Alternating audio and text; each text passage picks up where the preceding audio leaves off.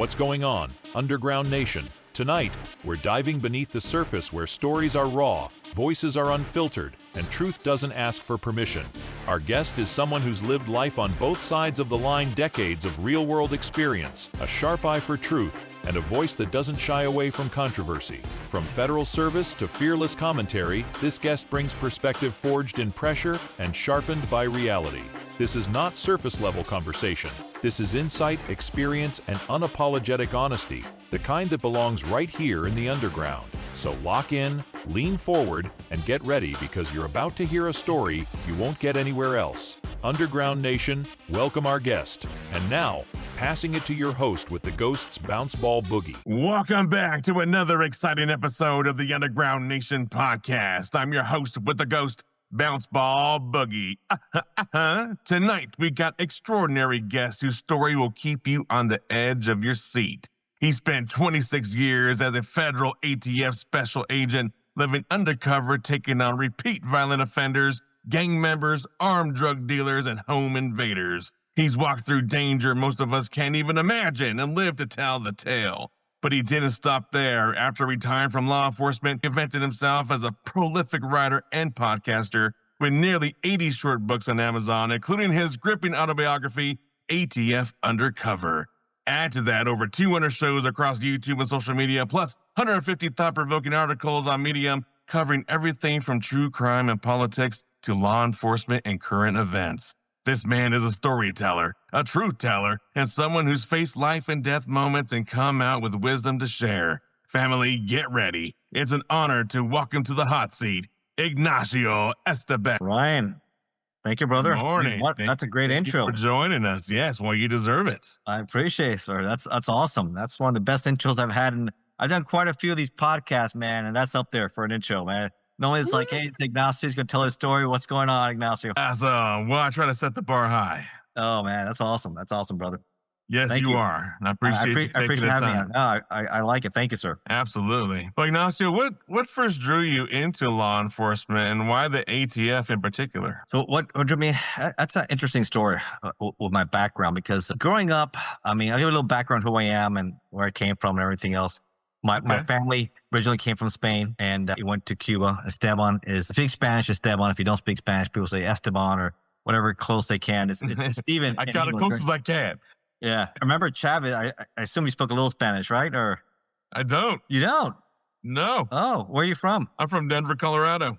Wow. There's a lot of Hispanics, a lot of Mexicans there. I think maybe no one taught me. No one taught you? All right, gotcha. I grew up in Miami, so it's a lot of, especially Cubans, and my grandparents, and spoke a lot at home and at school. I took it, man, from elementary school all the way on to high school. So I was fortunate enough I am bilingual. And I'm working with my daughters. I know you mentioned you had to pick up, and I have two girls myself with school and teaching them. Virginia's a little different than Miami. So I'm in that world where I'm trying to work with them, with the teachers, but you see a lot of different groups out here. So came from Spain to Cuba. Unfortunately, they escaped the fascism of Spain from the 30s with Franco and all the stuff that's going on there, and dealt then with the communism of Cuba with Fidel Castro, and they were very successful people. They really had no interest really coming to the United States until they lost everything, right? And this is a great country. You know, communist and nationalized. Castro was, you know, the New York Times, I think, called him the modern day Robin Hood. You know, you take from the rich and give to the poor. It was a redistribution of wealth, pretty much what they wanted. And if you're successful and everything else, you know, American companies, even the mobsters, you know, here, Meyer Lansky, you know, Santa Traficante, everyone lost everything. You know, the casinos, they all went bust, which was nationalism. So we came over, and my family, I was born in LA and raised in Miami. Great country. This is a great country. You can never say anything bad the United States, giving my family an opportunity here. And I was born, raised here, and very successful. And, you know, law enforcement was something I always saw. I mean, since I grew up in Miami in the 80s, right? What show was very popular back then? Miami Vice. Miami Vice, right? Don Johnson, the Ferrari, all the flash, all the guns and everything else. Man, that's pretty cool. I never thought I'll be doing that kind of work one day, but I liked it though. I was like, I put it back in my head, but I said, okay, whatever. So I go to school. I get my degree, a bachelor's degree up in a Catholic university near Tampa. I came back to Miami, and I was going to go to law school up in Lansing, Michigan, right? But Miami's very nice. This is the mid-90s, and Michigan is really cold and everything else. And something which comes out, the internet, Windows 95 becomes a big thing. And I decided, let me look into this. So I got myself a computer. I did dial-up. I don't know if you ever remember dial-up. You go, beep, Oh, I remember. and you can't use your phone. Everything else. And people are like, what the hell are you doing with the internet? What the hell is this thing going on here? Search engine. Now, a lot of people thought I was crazy and doing all that, but I was using it also to find work. So FedWorld had come out there for federal jobs. So I started putting in for a lot of federal jobs, and I put in for, before ATF, I was U.S. Customs. So I was with U.S. Customs. I got picked up in Miami. So, and they were looking for Spanish speakers because they wanted people who can deal 90%, like 85, 90% of the flights from in Miami, MIA, come from Latin America. So they wanted Spanish speakers. And I grew up Spanish speaker, passed their tests and everything else, had a degree. Yeah. And I was very athletic. I also had a scholarship for tennis in college. I was a runner, cross-country runner, did a lot of swimming. And my father was a gun avid, and he really liked weapons too. So I learned how to shoot early also. So I'll go to the gun range and everything else. So it was a perfect fit. I'm fit. I go to the academies. I like weapons, right? So it made sense with customs. I said, okay, you know what? Instead of going to debt with law school and spending, and back then, mid-90s, I'm looking at least another 25, 30,000 a year, at least 3 years. That's a lot of money right here. Or I can start making 100,000 a year, right? Because with customs, you get a lot of overtime. They give you a lot of overtime. So that was a big perk there. And even back then, you would get paid for travel and everything else. So I put in for it, went to the academy, got picked up, passed everything else. And I went from being a guy who was about to go to law school to the front line of the war on drugs right there, because Miami at the time would make some of the biggest seizures of the country, right? So, so one thing I wasn't prepared for, I mean, that mentally, I'm ready to do that. I'm ready for the seizures. I'm ready to combat. I wasn't prepared, and I was in my early 20s. What I wasn't prepared for is the corruption I would see. That'll be troubling. And I'll tell you a quick story about that. It made big headlines around the world because Miami's big, and Miami is the great America. What big seizures, big problems. You'll see, and when you have guys who are supervisors who are corrupt, who are working for the cartels, who are when you're supervision. So I'll tell the story. There's a little airport. Those who know Miami, have you ever been to Miami or no? I haven't. You haven't been to Miami. Miami's a crazy city. You should go out there, enjoy it. But go in the wintertime, it's not as humid, and it's not hurricane season, so you don't get stuck with a hurricane or something and ruin your vacation. But enjoy it in the wintertime. You're freezing in Denver. It'll be like 70 degrees in Miami. Yeah. That's not bad, right? Sunny beaches. Not at all. South Beach, you have a pina colada or whatever drink cocktail you like, and you'll be on the water. I'll take it. You'll take it. Okay.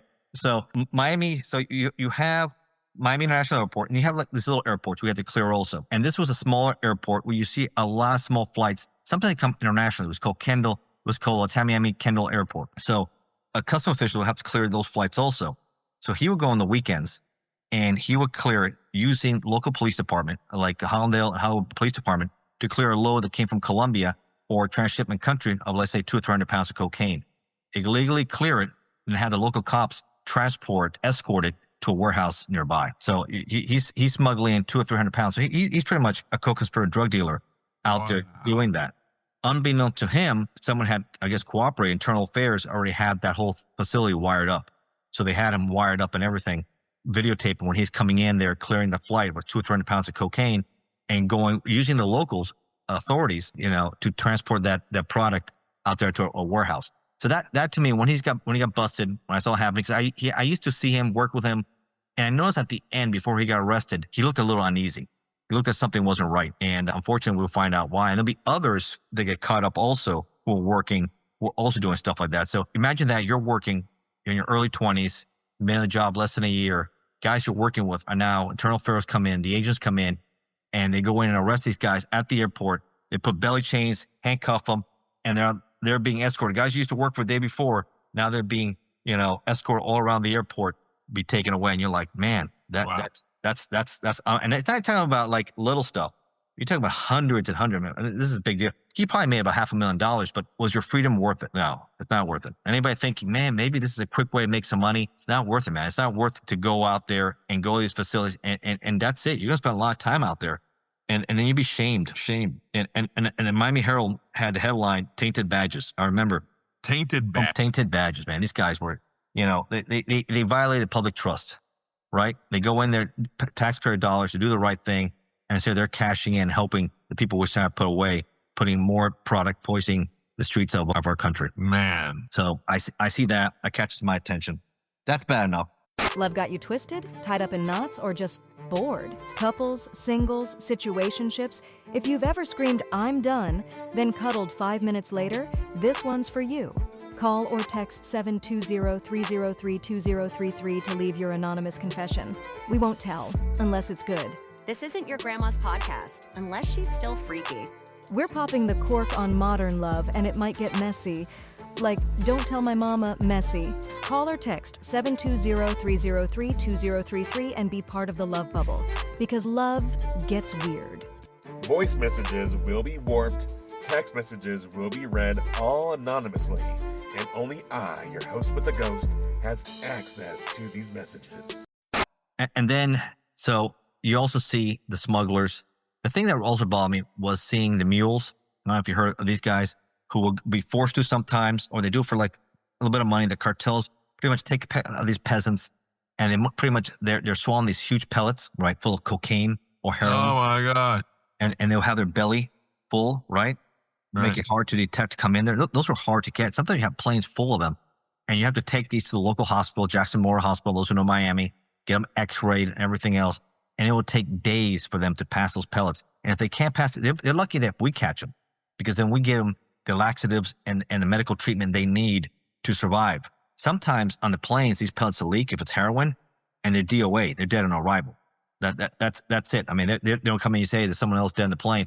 So it's very dangerous, very sad for these people. And if they do make it past us, and a lot of people can't pass this real easy, right? Because you got to pass them. The cartel's not going to waste your time. They'll put a bullet in your head, gut you, and take their product. Yeah. Those are things you open your eyes to, and you're like, man, I was a guy that's about to go to law school. And you're saying corruption, drugs. You're seeing a lot of things, and people use your kids to smuggle. Sometimes they put the drugs in their shoes. They're kids. Yeah, it's awful. It's just whatever people do. I know the situation is bad. Sometimes they're forced to, and sometimes it's necessity. But no excuses. These are laws, right? That's right. You're going to be put away for a long time, and you're going to get some serious time. Take away from your kids and everything else. It's horrible. That's horrible. They're not even thinking about that. Yeah. So, and then I joined one of their elite teams. That's when I was working passenger processing stuff you would see. I would join the SET team, the contraband enforcement team. And that at the airport and the seaport, like I said, would make some of the biggest seizures in the country. It wasn't uncommon from Guayaquil, Ecuador, transshipment country. Sometimes we would get the drugs from Colombia. They go to Ecuador or even Ecuador directly. That was the quickest way to get drugs into our country. Big 747s, right? Full of cargo. I mean, these flights are here like 5-6 hours. And the ramp workers, I knew that's going to be corruption. There's a lot of corruption. This kind of product that doesn't even get checked in right, it gets stolen right through the back door. It gets loaded off the plane and off it goes right to trucks that are waiting for it.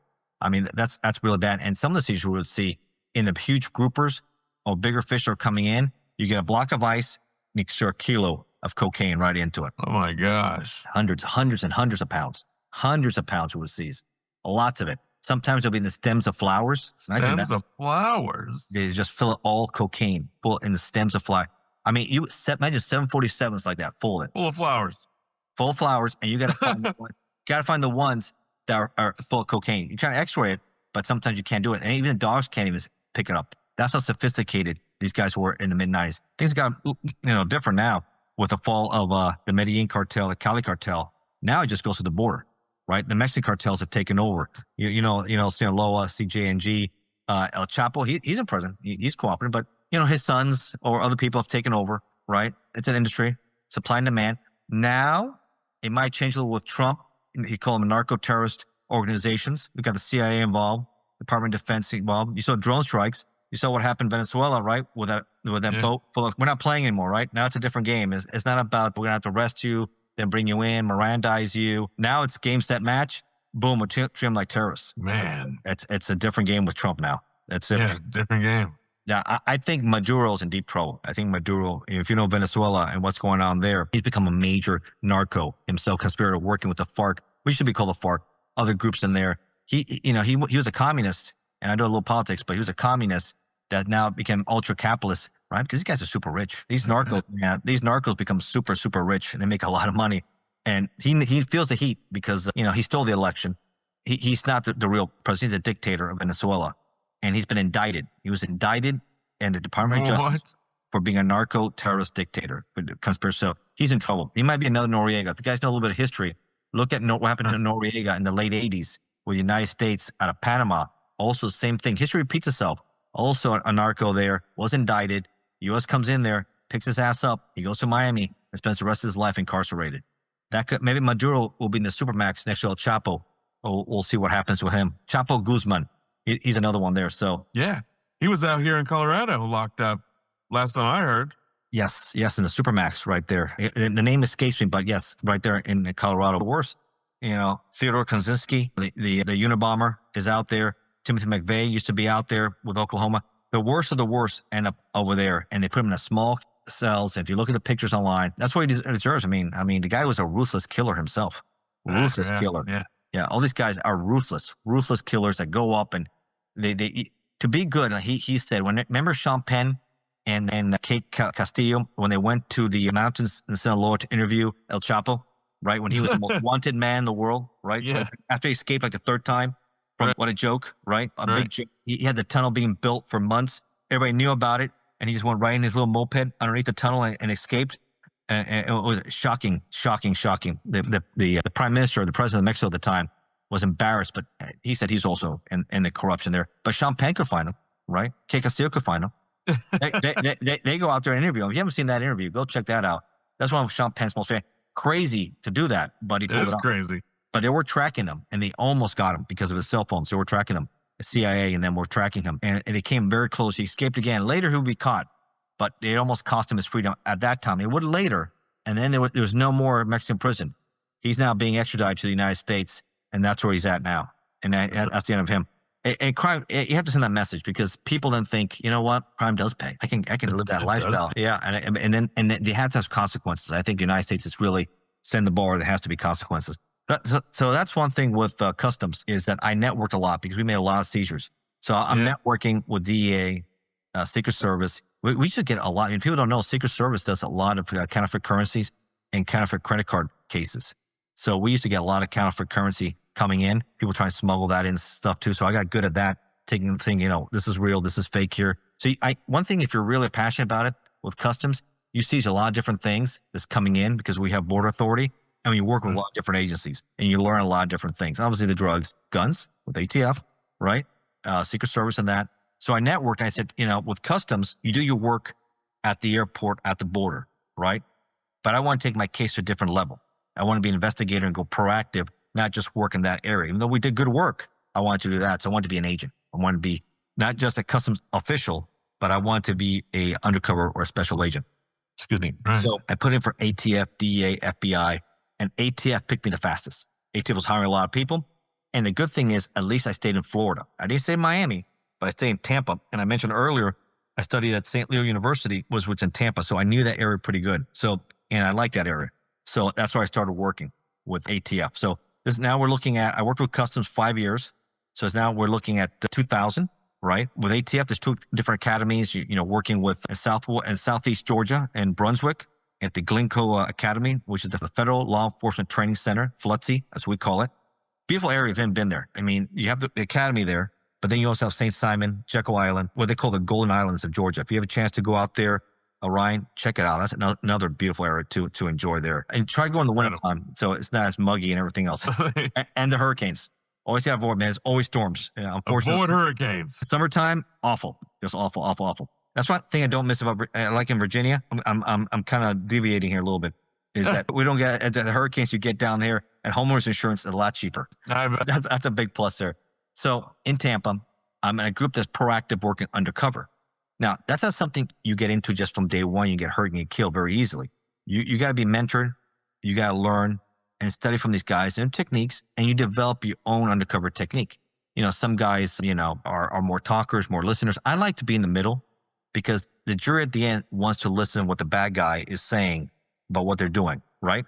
That's right. They don't want to just hear me talk. They want to hear them and what they're up to, what they've been doing. This is how I do things, so I operate. So I always talked enough to listen to the information I need to enhance my investigation while I'm also purchasing the contraband, either the guns or and people who know what is ATF, what kind of case is ATF? Well, what does ATF stand for? Is it alcohol, tobacco, firearms, and explosives? It's ATF.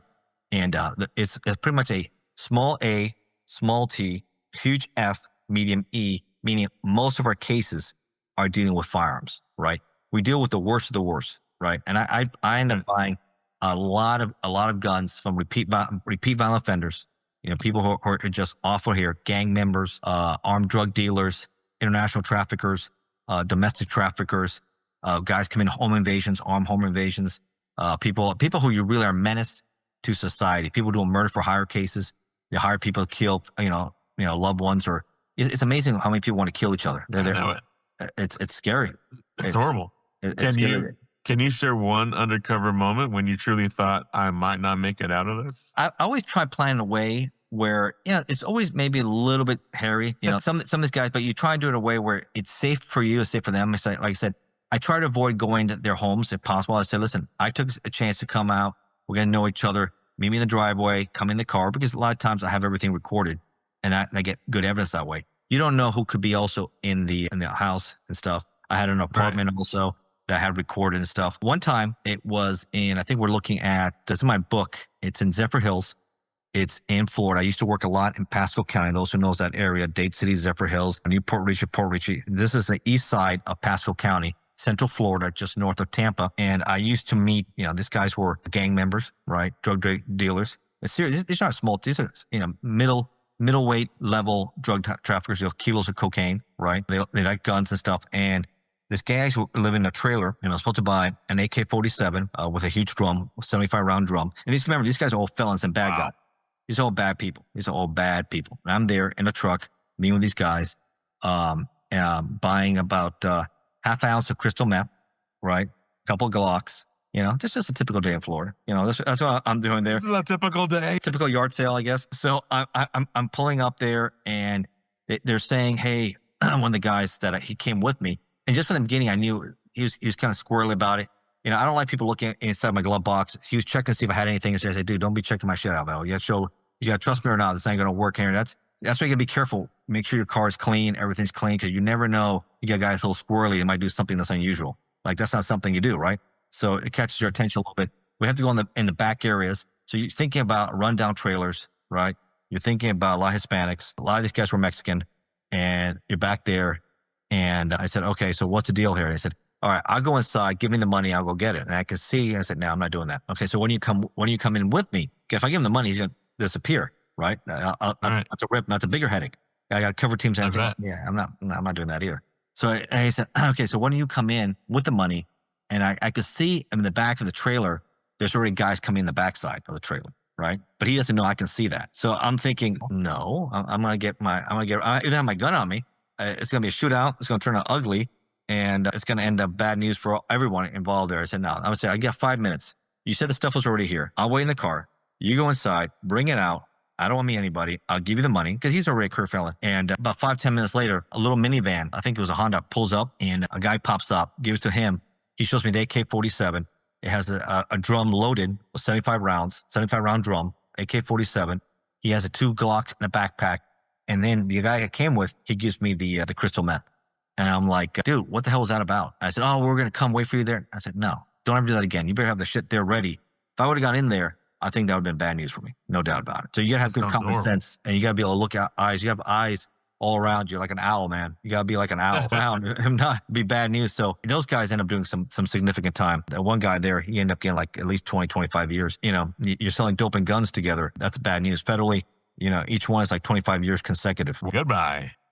Yeah. Game, set, match for that guy. Absolutely. So If you're enjoying what you're hearing from Ignacio, you're going to love what's waiting for you at underground-nation.com. That's where the underground lives exclusive interviews, raw conversations, independent artists, and voices you won't hear anywhere else. No filters, no gatekeepers, just real stories and real people.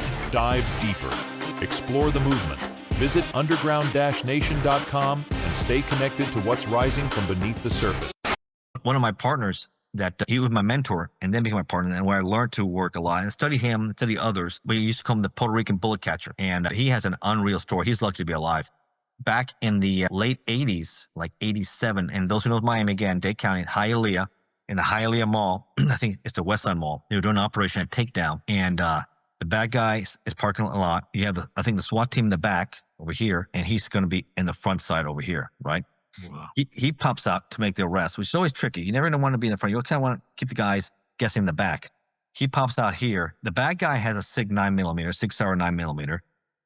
My partner has a SIG, or my mentor at the time, agent, has a SIG 9mm. And when he goes out, pull his gun out, the guy shoots at him, and the bullet goes right into his barrel. Right into his barrel? Yep. Look it up. You look it up. The Miracle in Hialeah.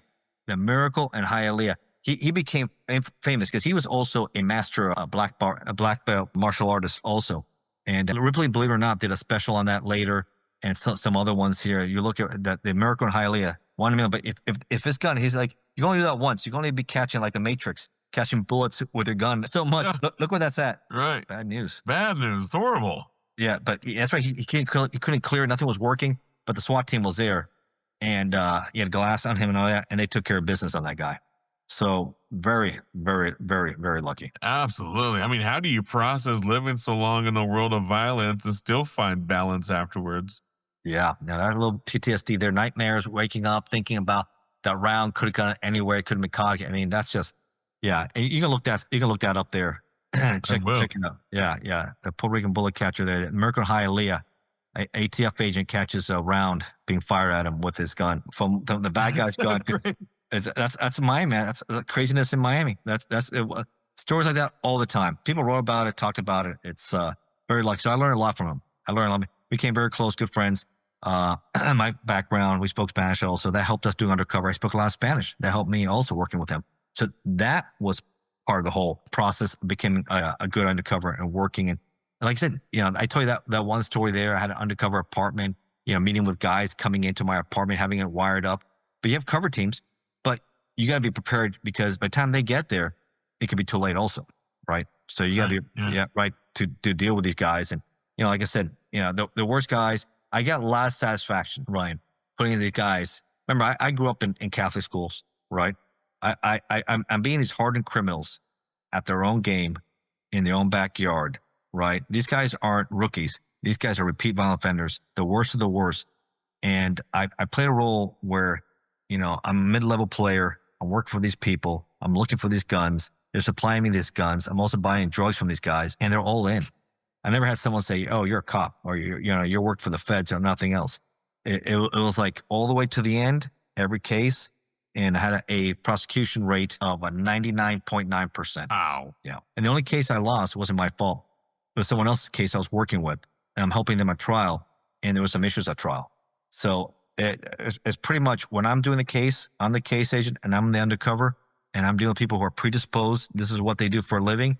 And I get the evidence well, like a movie. I always like to present it to the jury, have comfortable, like a movie. You see what's going on, clear video. You see that what they're saying, what they're doing. This is what I've done, and that way they feel good when they deliberate and they make that decision.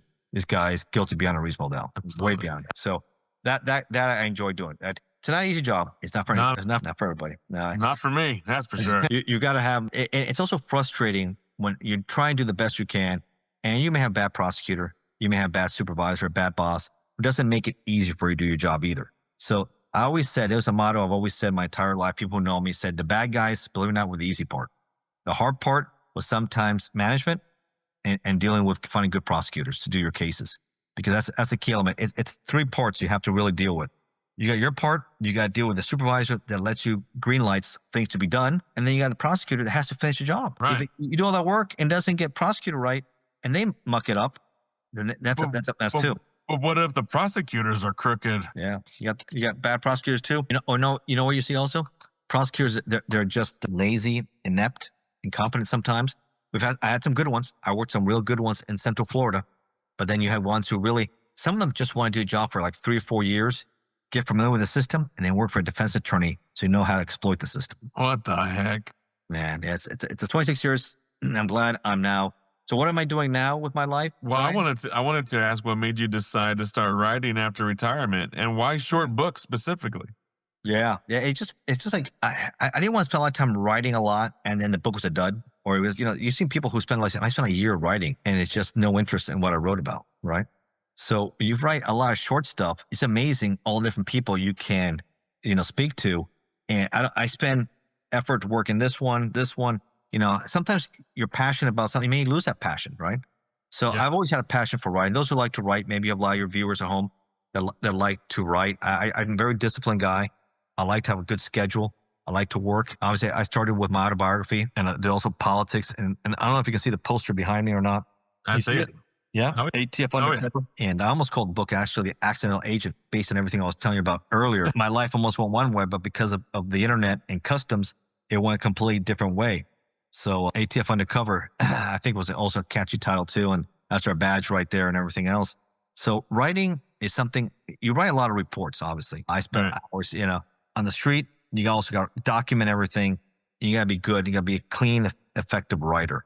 Right, that's extremely important. And I really enjoyed doing mostly nonfiction, but I do some fiction too. I do write occasional fiction, but I do like to write about politics, true crime, especially when you see all this horrible, heinous, stuff going on. Oh no, did you see that horrible girl from Ukraine that was murdered on the train in Charlotte a few days ago? Oh, yes. Yes, I saw that. Those are the kind of things I had to write and talk about what went wrong. That should never have happened.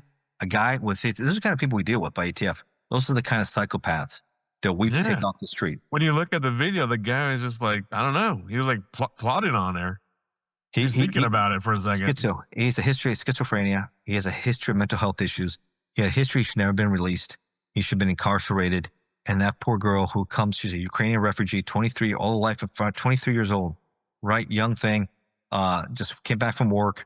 And that guy just snapped and just stabbed her right in the neck 3 times. And she bled to death there. And I felt horrible that no one helped her. You see the picture? They just sat there and I understand the guy's knife, but 911 doing something, helping her. But I know you probably thought maybe these guys, but that's why I always say, how they left sometimes, or people who are against having weapons and firearms, you can use knives. You can use anything you want. You're going to ban all the knives now, right? Right. Guy had a knife. He stabbed. I'm surprised. He looked like he's really crazy. They arrested him soon after that. If someone's armed there, they would have stopped him. Right. Yeah, that take care of that. I believe in Second Amendment right, protecting yourself, defending yourself.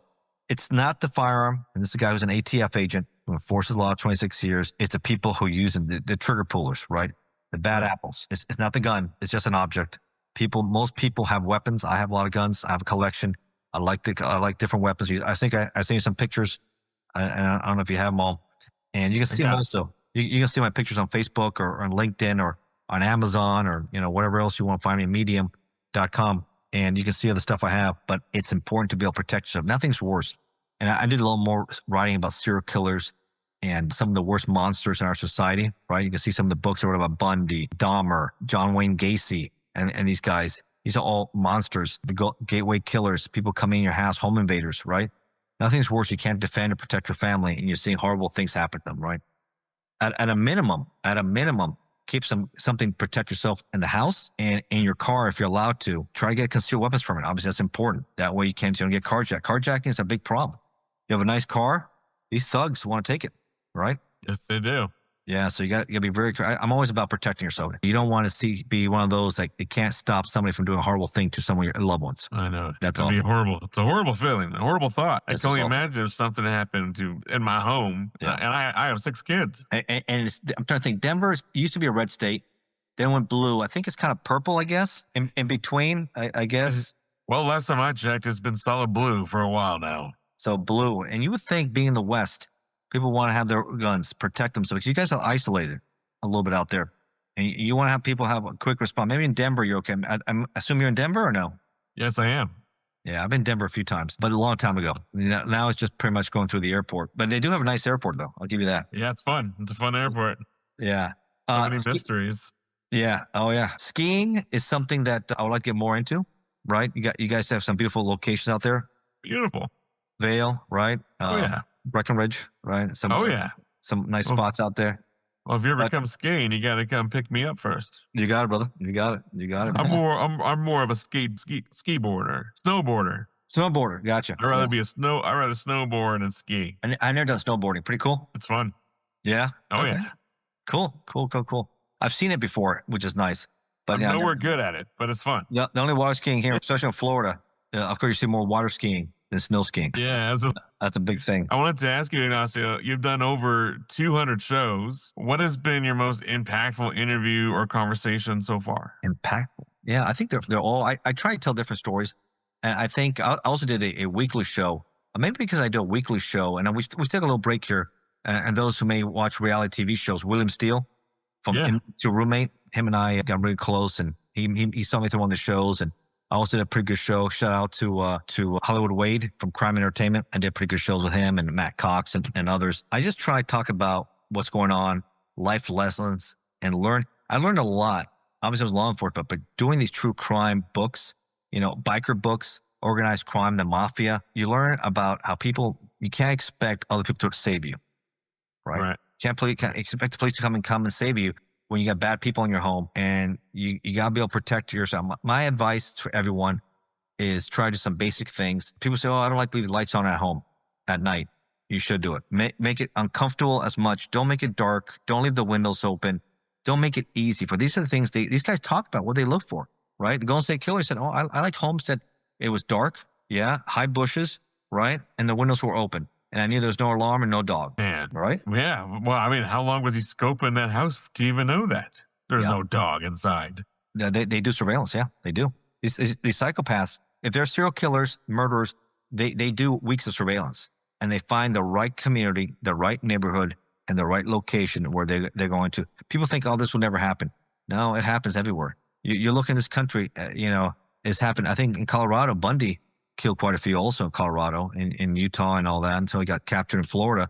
He was executed in Florida. Dahmer, man, he suffered a horrible death in Wisconsin. He was killed by another inmate, a schizophrenic himself, who shoved the broomstick, I think, down his throat. Right? Yeah, right. All right, so there's a lot. I think that's a lesson I think people need to learn. I suggest leave the lights on, close your windows at night. Yeah, you should lock them. I know you kind of maybe leave it by the fans, keep the bushes trimmed down. And even if you don't have a dog, put signs around that says you have a bad dog. I used to do that little trick. Bad dog signs everywhere. And leave like a big bowl, a big one, right in the front. Yeah. Not a little one, a big one. So they think, this Cujo will come in and chomp on me. And yes, he will. And now, I personally take a step further. As a retired ATF agent, right? I like security system, right? I know it's more expensive, but get the cameras, the monitoring system, the whole 9 yards, where it sets it up and gives you a heads up. Because at least if you're on the second floor, at least you have some time. Grab your weapon, grab your gun, and don't keep it somewhere locked in a safe, right? When a guy's coming up quickly, right? And you got to punch those numbers, your heart's beating and it's not opening, right? Yeah. That's not good for you. That's not going to help you. That's not good, folks. That's not good. Anxiety, heart's pumping. And this psychopath has done this 100 times, right? He knows how to kill. And be sure you're competent.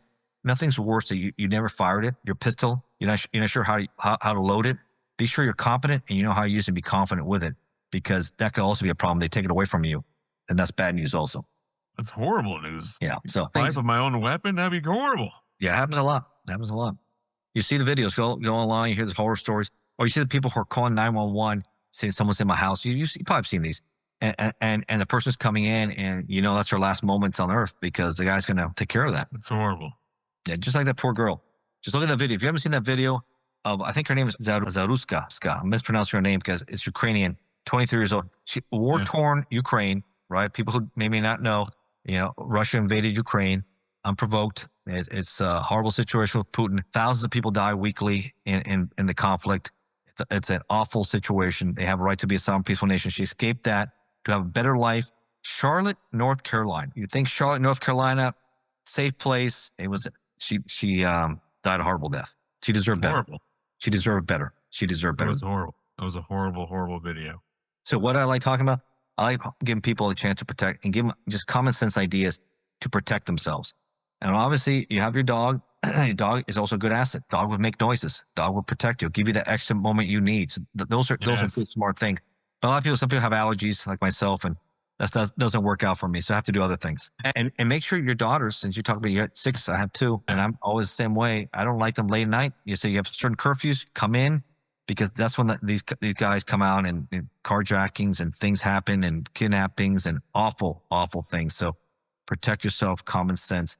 Tax season is open, and so is the hunting season for identity thieves. While you're focused on filing returns, checking refunds, and getting your paperwork in order, Criminals are working overtime trying to steal what doesn't belong to them: your identity, your information, and your peace of mind.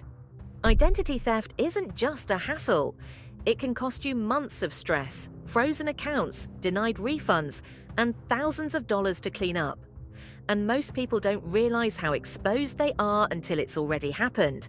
That's why identity theft protection matters, especially this time of year. It's about early detection, monitoring, and having someone in your corner before a small problem becomes a major one. If you want to learn how to protect yourself and your family, reach out to us directly. Send an email to ugnpodcast@gmail.com with the subject line Identity Theft, and a representative from Underground Nation will get back to you, because protecting your identity isn't optional anymore, it's essential. Unfortunately, and I don't know why they do this in Virginia. I'm not sure if Colorado's the same way. I know they're not of age to have a firearm yet. Some states it's 21. That's 18. I think if you're old enough to vote, you're old enough to go in the military, you should be old enough to have your firearm, protect yourself. Is the pepper spray. You still have to be 18. I'm thinking, they don't let young females under 18. I mean, you have a license to drive. You have a license to do things. You look at the gas station stops. I tell go in the day, a lot of females get kidnapped at convenience store and gas stations. And they say, okay, you don't have the whistle or whatever. That's what I tell, pay the pump and go, but don't go in there. That's what a lot of bad things. So there's a common sense you have. They don't even want you to have pepper spray. They should be able to defend themselves, at least something. And they say they have to be 18. I think that's ridiculous. Some of the laws really just don't understand. People have to be protected because criminals do not follow laws. They will never follow laws. You can have gun-free everything and say, you know what? They don't care. They're still going to kill and come in. Right. What you're doing is you're victimizing us not to protect ourselves because the police can't come. Anyone has as many as you have, you're still, if you're in the rural area, forget it. You need to have protection. And even if you're in the city, it should take like 10 minutes or so. Right. I wanted to ask you, I know you have lots of experience with drug seizures and such, but with like talking about kidnapping, were there ever any experiences of stopping sex trafficking? Sex traffickers. No, I never dealt with sex trafficking cases. I dealt with farms trafficking cases. I've been trying to learn more about that because I remember not too long ago, there were so many kids at the Mexican border that were in these cages and they just disappeared, or I stopped hearing about it. And I mean, it's all kind of conspiracy that they have been shifted into sex trafficking rings and such, which I'm assuming is partially true. Yeah, you do see that a lot in this country, kids being kidnapped from both sides, being brought from Mexico or Latin America to the United States, right? And these horrible people, these organizations, right? They use them, prostitute them. It's awful. Now, I never did cases like that, but I've heard about it, read about them, saw them a lot. And they get used and abused. And once they're done with them, they're a problem. They dispose of them like garbage, right? There's no value, right? These people in these organizations, the cartels or the mafia or the 1%er groups, you're in Colorado. I know you have quite a few also 1%ers out there. I mean, big groups, of course, the Hells Angels, the Outlaws, the Mongols, the Pagans. I think Colorado, I'm not sure if you have Son of Silence. I've seen it. Yeah. There's quite a few different. See, every group has their problems. Every group gets involved and stuff. The bottom line is there's a hierarchy. They use people. They abuse people. And money always funnels up, right? And certain people win, certain people lose. It's a loser no matter what you do. So it's better keep your nose out of that stuff. It's all bad news. The mafia, and these guys kill each other, right? The mafia is destroyed, right? They got beaten down pretty much. They all ratted on each other. They all became snitches. You saw Sammy the Bull go after Gotti, right? Yeah, right. All these guys just took each other down. You should look at case after, and they'll now go on podcast shows, and I've done a few, and I've seen them, and they brag about all the stuff they did, all the people they killed, right? And they're all informants. Unbelievable. Wow, that's crazy. Unbelievable. Oh, and they talk about it. You go online, go check out, folks. You haven't seen that before. Go check all these former mobsters who were hitmen brag about all this stuff. Look at Sammy the Bull. Just look at Sammy the Bull alone and all the stuff he talks about what he did to Gotti. Wow. I have not dived into that. Now I'm very interested to go. I think you should. You know anything about it? I've written a lot about it. Look at my short reads. If you're a Kindle Amazon subscriber, all my books are free for you. If you're a KU subscriber, all my short books are free for you, including my ATF Uncover. If you're not a big reader, I have a professional voice actor help me out do ATF Undercover and Most Dangerous Crime Syndicates of Our Time. You can also listen to my stuff also. I'm going to get another one coming out shortly. So I've dived into this. I've also written a few screenplays. which I think I'm hoping to try to get into a series if I can, possible. Wow. Very cool. So I'm doing a lot of different things, and I've done all these podcasts, man. You can see I can tell a lot of stories, and we can dive in so many different ways. You know, if you're somebody into organized crime, you know, the cartels are vicious, ruthless, right? They pushed out the one percenters, and they pretty much work for them. They get supplied by them. Or you look at the mafia, they're done, right? They're the big dogs, right? The Sinaloa cartel, the Gulf cartel, you know, these groups, CJ&G, El Mencho Cervantes, I mean, the most wanted man, right? But things, I think, like I said earlier in the show, narco-terrorists, now they're narco-terrorists. It's game on. CIA, DOD, it's now going to be what happened in Venezuela when these drug boats are coming out. They're going to be like, hey, let's arrest these guys, let's Mirandize them, let's spend the money, maybe more, just drop bombs, drone bombs, and whatever else.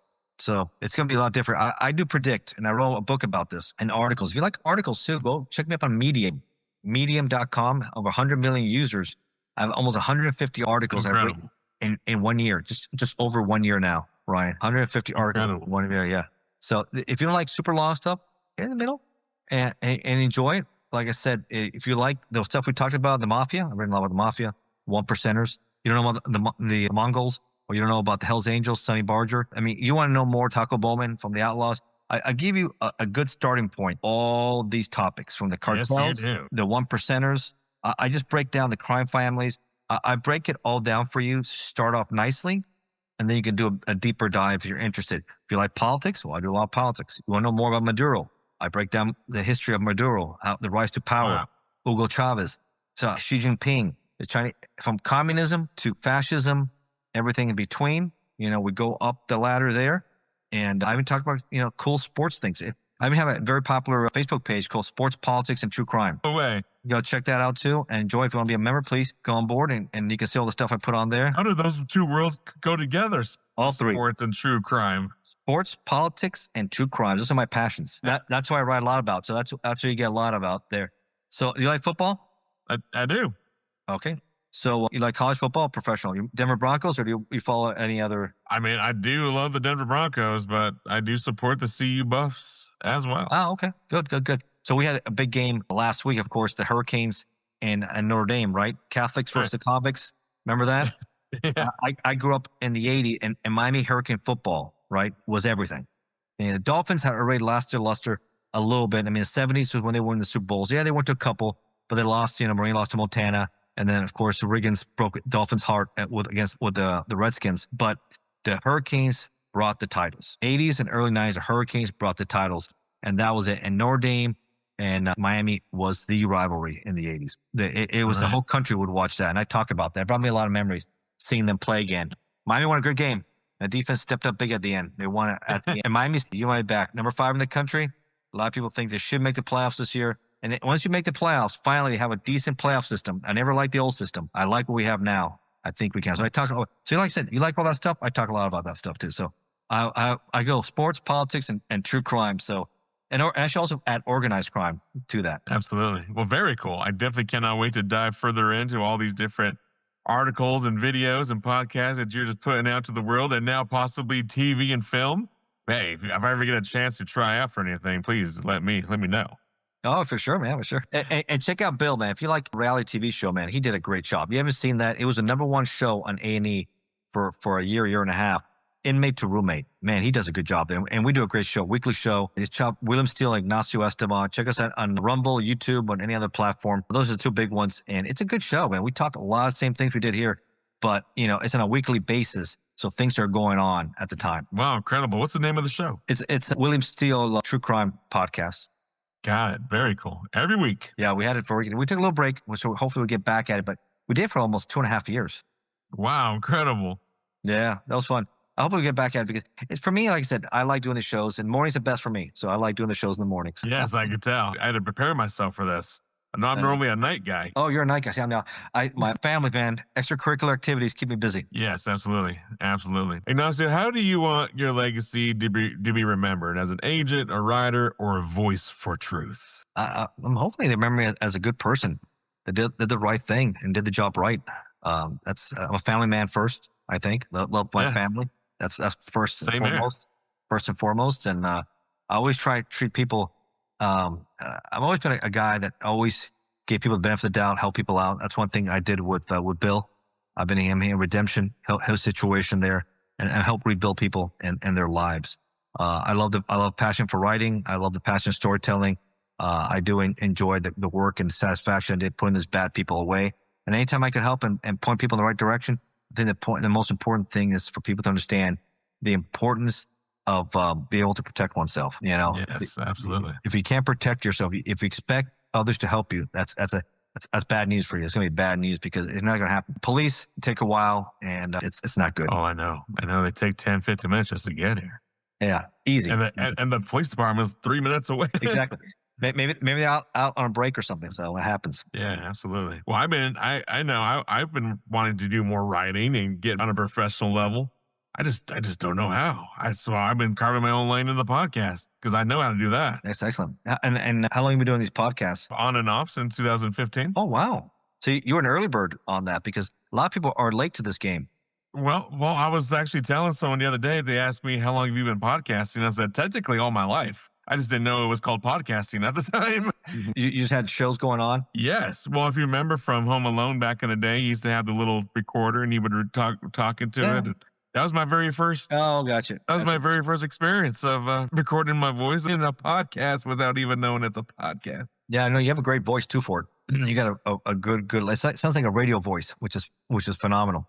Absolutely. It gets people engaged and talking and doing everything else. But podcasting, I've been doing this for like 3 years, maybe 3.5 years. And it started because of my writing. People saw it.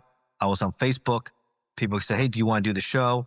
I started with Hollywood Wade and Crime and Entertainment. Go check. That's a great show too. I enjoy Crime and Entertainment. I've been there like 10 times. So you can check that show out and all different topics and stuff. And he also loves obviously crime, but one percenters. So we talk a lot about groups and the mafia and cartels and everything else. So there's a lot of cool shows out there. And I just did a lot of them. I maybe even more than 200 to be honest with you, because with Bill, I did a lot. So maybe it's 300 by now. Because you check my name up. You Google my name, Ignacio Esteban, and you're going to see all the shows I've done. And and I did. And I enjoyed it. Oh, thank you. And then I had Transmedia Group. Shout out to them also. They also helped promote me and are trying to get things done out there. Former Vice President of NBC, Tom Madden. Shout out to Tom. He also loves writing and also stuff, and he's done really well for himself. But I love, okay, so you want to start writing? I'll go back to that. You can do two things. If you want to start small, we said articles, go to Medium. This is where I said medium.com, over 100 million users. That's a big platform. That's a big platform. I didn't even know that. People love to write. So you can start writing articles. And you just start there. And then if you get big enough, you want a book, then you can self-publish on Amazon, Kindle. You do Kindle Unlimited. And that's what I did. I self-published. Everything I did was self-published, 80 books. I also do travel also because I travel a lot. That's one thing I do love to do is travel with my family. And I documented very nicely. Just during COVID, we went from, I just retired in 2021, the summer. Things were still close, but the West was open, not far from where you're at. And we ended up going all the way to Niagara Falls, drove to Chicago, and then went to South Dakota to Mount Rushmore and the Badlands and that beautiful area out there.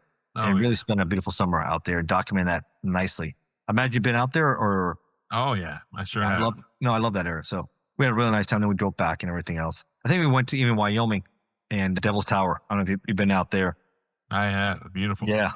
No, it's gorgeous. So I encourage those people who don't know the country to go out there and explore it as much as you can, enjoy it.